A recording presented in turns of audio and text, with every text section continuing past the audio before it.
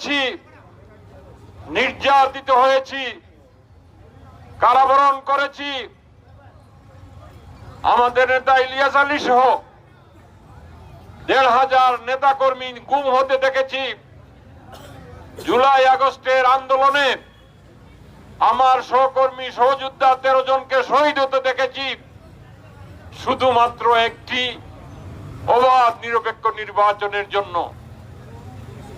আর সেই কাঙ্ক্ষিত নির্বাচন হচ্ছে ফেব্রুয়ারির ১২ তারিখ। আমাদের নেতা কর্মী যেমনি ভাবে অতীতে আন্দোলন সংগ্রামে ঐক্যবদ্ধভাবে রাজপথ প্রকম্পিত করেছ, অনুরূপ ভাবে ঐক্যবদ্ধভাবে আমাদের দানের শীষকে বিজয়ী করতে হবে, এম এ মালেককে বিজয়ী করতে হবে।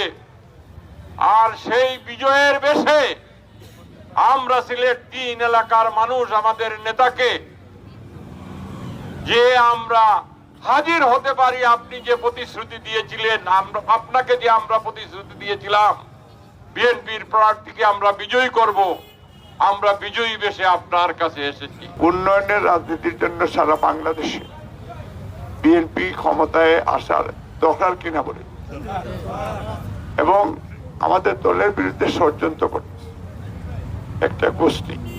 আমি ওই দিকে এখন যাব না, এটা আপনাদেরকে সাবধান থাকতে হবে, সতর্ক থাকতে হবে।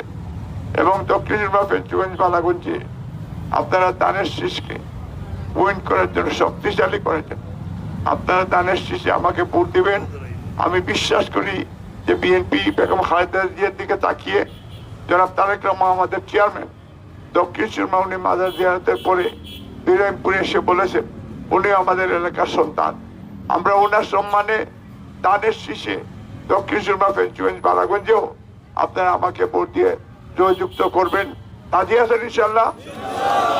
এবং এই ইলেকশনের দিন যেটা আপনারা 7টা, 7:30 ভোট সেন্টারে যাবেন এবং আপনার এজেন্ট আমাদের নেতৃবৃন্দরা সেখানে এজেন্ট ঠিক করে দিবেন এবং আমরা কোনোভাবেই অন্য কেউ যেন প্রভাবিত না করতে পারে আমরা সেই দিকে আমাদের লক্ষ্য রাখতে হবে।